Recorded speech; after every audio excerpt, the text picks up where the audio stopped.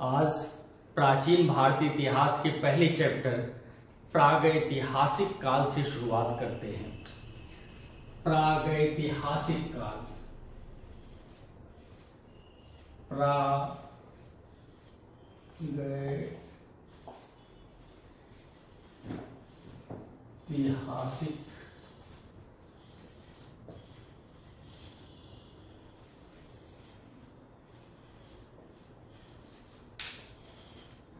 अंग्रेजी में pre historic period.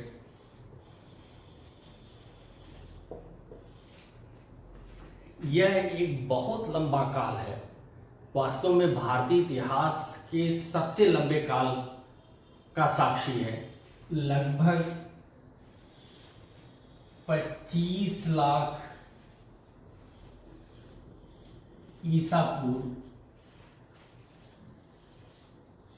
से 3000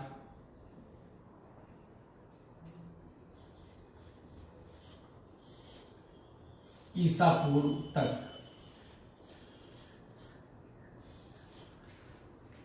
अब देखिए 25 लाख ही क्यों, इसमें थोड़ा बहुत पुस्तकों में भिन्नता मिलती है, क्योंकि हमारे यहाँ प्रारंभिक मानव की जानकारी शिवालिक की पहाड़ियों से इसी के आसपास मिलती है।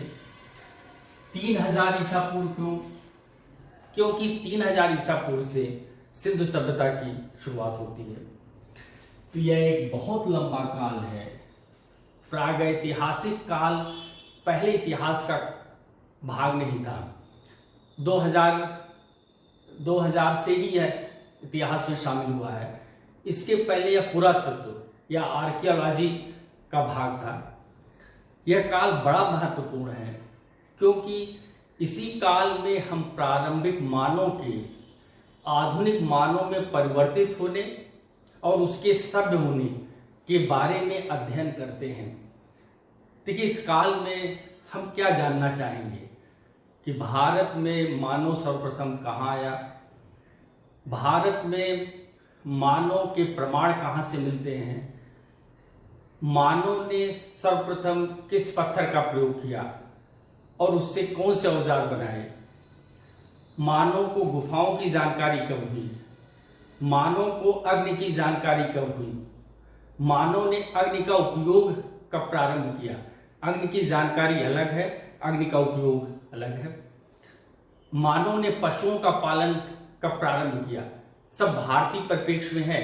कहाँ से इसके प्रमाण प्राप्त हो पाते हैं।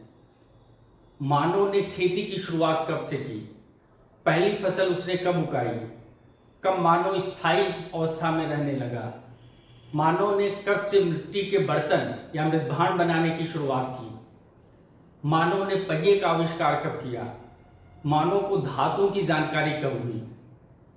तो ये सब कुछ हमको पढ़ना है। प्रागैतिहास, प्री हिस्टोरिक पीरियड। देखिए प्रागैतिहास 2 शब्दों से बना है। एक प्राक, दूसरा इतिहास। प्राक प्लस इतिहास, अर्थात यह इतिहास के पहले का काल है। प्राक का अर्थ पहले, जब मानव को लिखने पढ़ने की जानकारी नहीं थी। इसीलिए इस काल का इतिहास केवल पुरातत्व से प्राप्त प्रमाणों के आधार पर लिखा गया। इस काल में मानव मुख्यतः पत्थर के औजारों का प्रयोग करता था। इसीलिए इस काल को पाषाण काल या स्टोन एज भी कहा जाता है। तो देखिए यहां से हमें यह ध्यान रखना होगा कि यह पूरा काल पत्थर का काल है। हमें यह जानकारी प्राप्त करनी होगी मानव ने किन किन पत्थरों का प्रयोग किया और कैसे वह औजार बनाने लगा।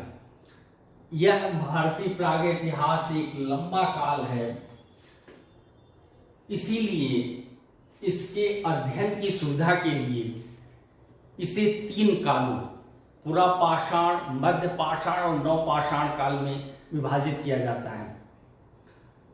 भारतीय प्रागैतिहास की जानकारी तब होती है जब सर्वप्रथम 1842 में कर्नाटक के लिंगसुगुर से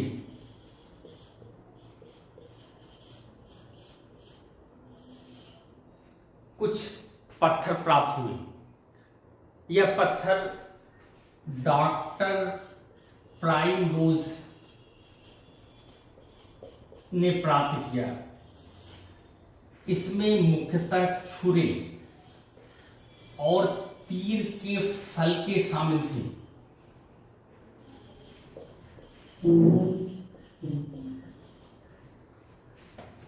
आगे चलकर 1863 में जियोलॉजिकल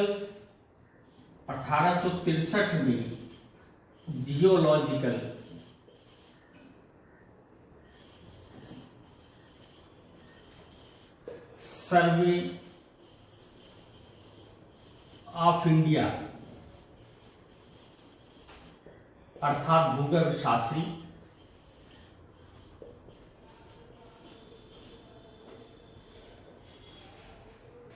तो 1863 में जियोलॉजिकल सर्वे ऑफ इंडिया के रॉबर्ट ब्रूस फूट ने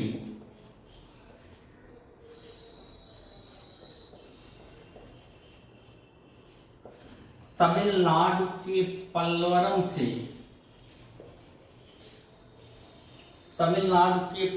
से कुछ हैंड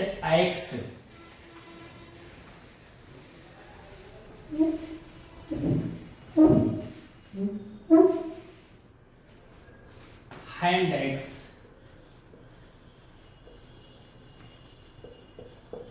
अर्थात हाथ की कुल्हाड़ी प्राप्त की।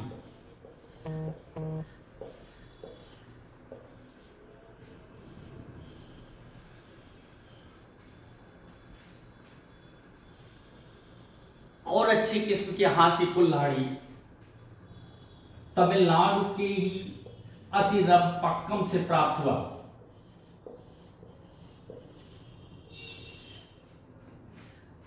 आगे चलकर 1935 में कैम्ब्रिज से एक अभियान डी टेरा और पीटरसन के नेतृत्व में भारत आया। उसने कई क्षेत्रों जैसे सोहन घाटी,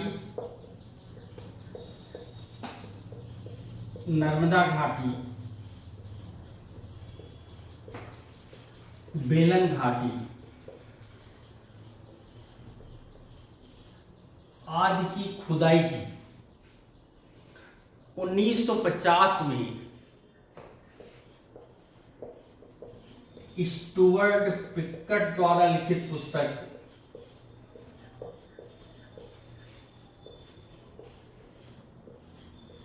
प्री हिस्टोरिक इंडिया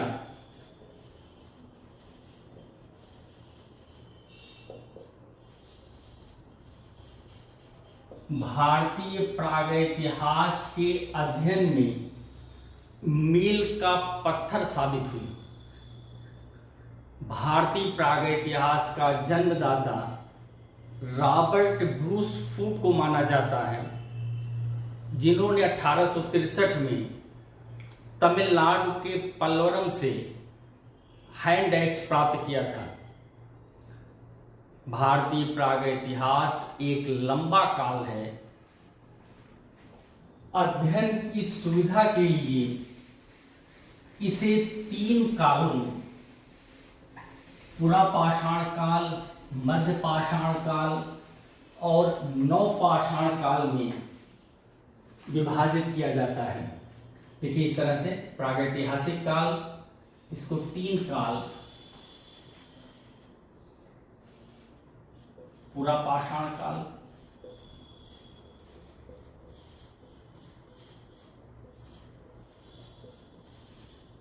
अंग्रेजी में कहना हो तो Palaeolithic.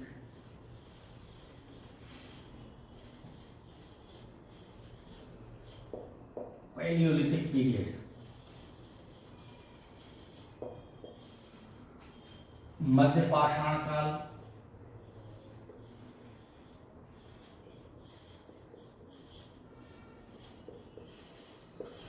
Mesolithic period,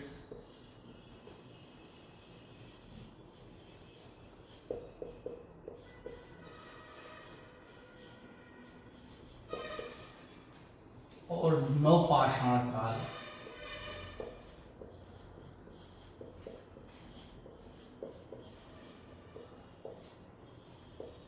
Neolithic period.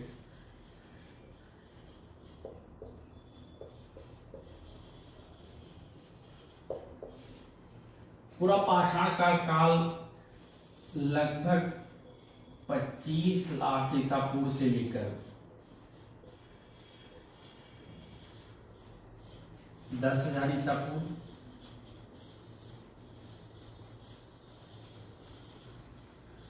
मध्य पाषाण काल का काल 9,000 ईसा पूर्व से 4,000 ईसा पूर्व, और नवपाषाण काल का पीरियड 7,000 ईसा पूर्व से 3,000 ईसा पूर्व। देखिए, इन कालों से एक चीज तो स्पष्ट है कि सबसे बड़ा काल पूरा पाषाण काल और सबसे कम काल नवपाषाण काल। ये सही है कि मानव जब सभ्य हो गया उसके बाद उसका काल थोड़ा कम होने लगा। इसमें एक और भी तथ्य है कि पूरा पाषाण काल और नवपाषाण काल, भारतीय प्रागैतिहास में पहले इन्हीं दोनों कालों की जानकारी थी। आगे चलकर ही मध्य पाषाण काल की जानकारी हुई। इस प्रकार हम देख रहे हैं कि मध्य पाषाण काल और नवपाषाण काल साथ साथ चल रहे हैं। शब्द पर ध्यान दें, पूरा। पूरा का मतलब प्राचीन, पत्थर का काल पाषाण काल, या पैलियो प्राचीन, लिथिक पत्थर, पुराने पत्थर का काल।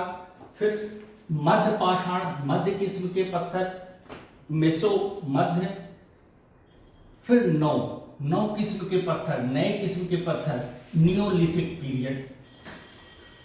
अभी भी अगर आप देखें तो पूरा पाषाण काल बहुत लंबा पीरियड है, 25 लाख ईसा पूर्व से 10,000 ईसा पूर्व। इसे भी 3 भागों में विभाजित करते हैं। जैसे पहला है निम्न पूरा पाषाण काल,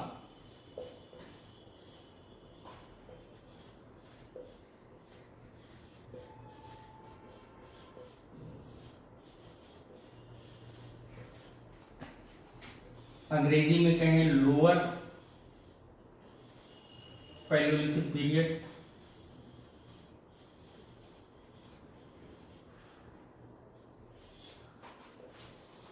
मध्य पूरा पाषाण काल,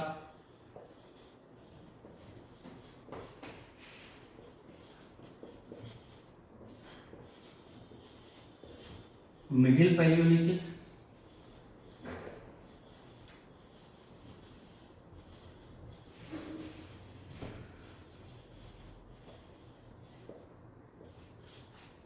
और उच्च पूरा पाषाण काल।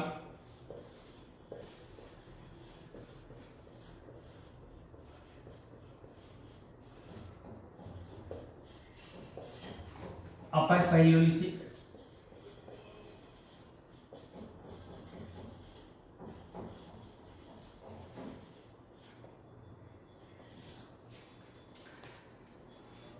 निम्न पूरा पाषाण, निम्न किस्म के पत्थर। इसका पीरियड लगभग 25 लाख ईसा पूर्व से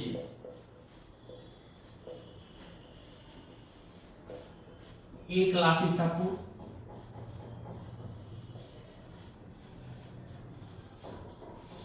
मध्य पूरा पाषाण लगभग 1 लाख ईसा पूर्व से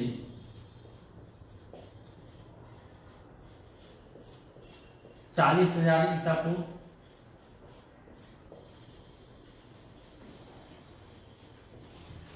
और ये 40,000 ईसा पूर्व से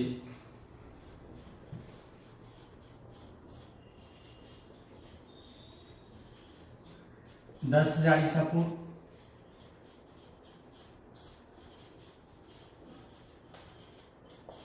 देखिए इसमें भी पत्थर के आधार पर ही यह विभाजन है। ये पूरा पाषाण का विभाजन 3 भागों में है। निम्न पुरानी किस्म के पत्थर, मध्य पुरानी किस्म के पत्थर, उच्च पुरानी किस्म के पत्थर।